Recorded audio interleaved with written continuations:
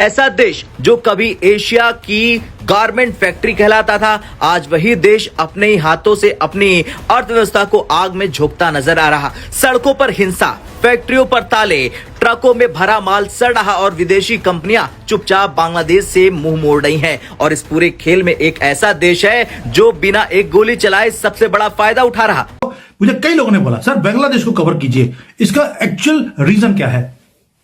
China पीछे से support कर रहा है, CIA सपोर्ट कर रहा है, ISI सपोर्ट कर रहा है, ताकि आप रिएक्ट करें। और जो मीडिया है, बांग्लादेश का मीडिया चुप बैठा है। अगर उन्होंने बोलने की कोशिश करी मोहम्मद यूनिस के खिलाफ, आप सोच के देखिए क्या किया, उनके ऑफिसेस को जला दिया। कि Hindu burnt alive in Bangladesh, जिंदा जला दिया एक हिंदू को बांग्लादेश में। ये सब आप देख चुके हैं, मीडिया ने कई बार आपको यह बताया है कि बांग्लादेश में ये सब चल रहा है। ये देखिए सब, no compromise with India and its collaborators. यहां पे देखिए पूरी भीड़ की भीड़, पूरा हुजूम सामने आ गया। एंटी इंडिया फीलिंग आज की तारीख में बांग्लादेश में टॉप पे। लेकिन ये हो क्यों रहा है? लिखते रहे, लेकिन लोगों को ये सच्चाई पता है, लोगों को मालूम है कि बांग्लादेश जो बना उसमें सारी गलती जो है वो उस वक्त की हुकूमत, उस वक्त की मिलिट्री एस्टेब्लिशमेंट और सिविलियन गवर्नमेंट की थी पाकिस्तान की, जिन्होंने के बांग्लादेश के लोगों का जीना हराम किया हुआ था। वैसे जीना हराम तो हमने उस कम्युनिटी का कर रखा है जिन्होंने पाकिस्तान बनने में हिस्सा लिया, ताकि वो चिकन नेक जो है वो बिल्कुल खुल जाए और वो इंडिया का हिस्सा बन जाए। दूसरा ये है कि नीचे जहाँ म्यांमार के साथ जो बॉर्डर है वहाँ भी काटेंगे, ताकि ये जो रोहिंग्यास है ये जहाँ जहाँ इस वक्त सेटल्ड है उनको बुला के वहाँ सेटल किया जाए, एक ऑटोनमस रीजन बना दी जाए, not of Bangladesh but of Myanmar. वो देश है भारत। दरअसल बांग्लादेश के हालात इन दिनों बेहद गंभीर है। राजनीतिक अस्थिरता, कट्टरपंथी हिंसा और कमजोर कानून व्यवस्था ने देश की रीढ़ तोड़ दी है। ढाका के आसपास के इलाके, गाजीपुर, सावर, नारायणगंज, जो कभी टेक्सटाइल इंडस्ट्री के सबसे बड़े हब थे, आज वहां सन्नाटा परस गया है। जय हिंद दोस्तों, बांग्लादेश एक समय था जब साउथ एशिया में उभरती हुई अर्थव्यवस्था माना जा रहा था और भारत के साथ दूसरे नंबर पे कह लें एक कंपटीशन में था कि अर्थव्यवस्था की जो दर है, विकास दर, वो बांग्लादेश का भी भारत से ज़्यादा नीचे नहीं होता था। भारत का 7 तो बांग्लादेश का 4.5-5% की विकास दर होती थी।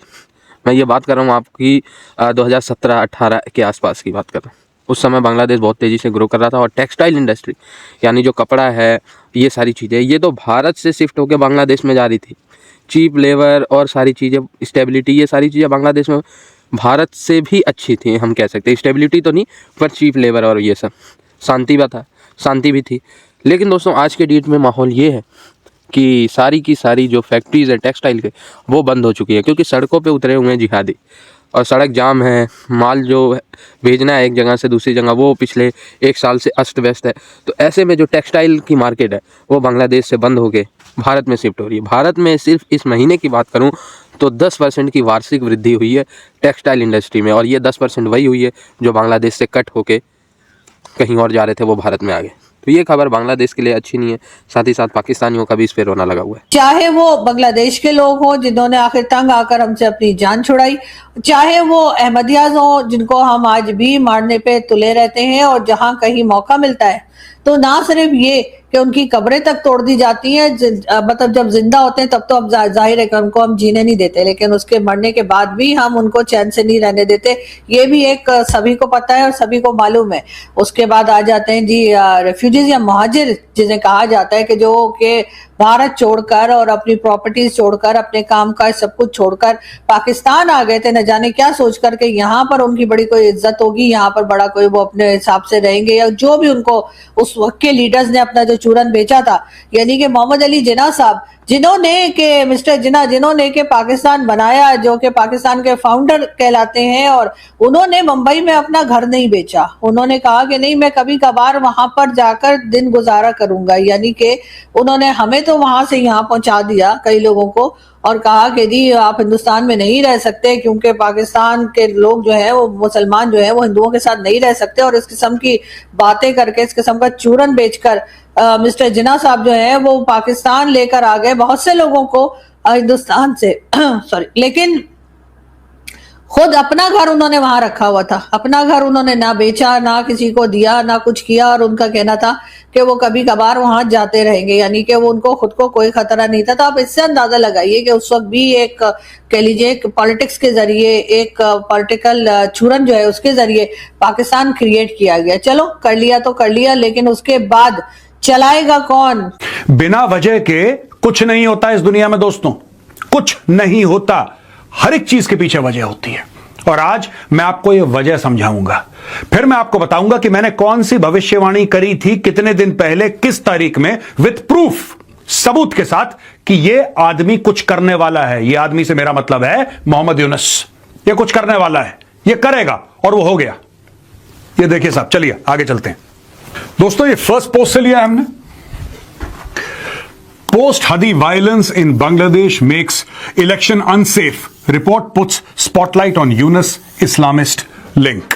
The ongoing wave of political violence and anti-India protests in Bangladesh appear to be managed to create an atmosphere of fear and instability ahead of the elections to help Islamist forces in the country. Sources tracking development on the ground told CNN News 18. Sources have said that vested interests are deliberately worsening the security situation in Bangladesh to delay elections by building a narrative that elections are unsafe. They added that such a delay would allow radical elements to consolidate themselves in the country. साफ सीधी बात है दोस्तों, साफ सीधी बात है।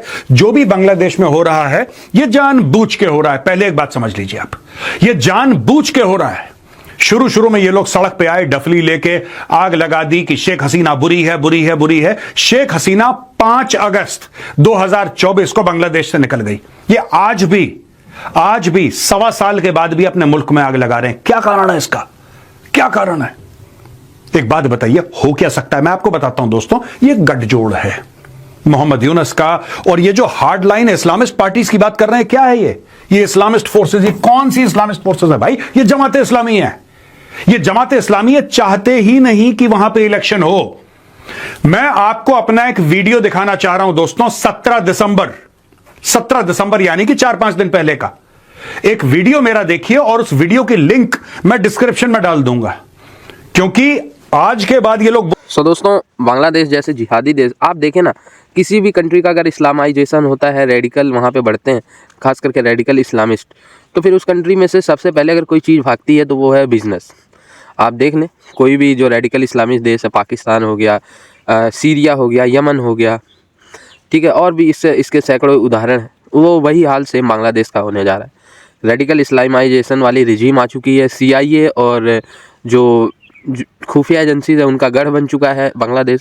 जब भाई आप प्रदर्शन और इन सब में रहोगे तो घंटा ना आपका फिर अर्थव्यवस्था ऊपर जा रही है, ठीक है। और ऐसे में टेक्सटाइल इंडस्ट्री जो कि बांग्लादेश के एक्सपोर्ट का अकेले ही 60-70% है, वो अगर भारत में शिफ्ट होता है तो आप समझे भारत का कितना बड़ा फ़ायदा होगा और बांग्लादेश का कितना बड़ा इससे नुकसान होगा। लेकिन बांग्लादेश को ये सारे नुकसान से नहीं पता, उनको बस एंटी इंडिया स्टेटमेंट देने और एंटी इंडिया प्रोटेस्ट करने, खाने को 2 वक्त की रोटी ना मिले चलेगा।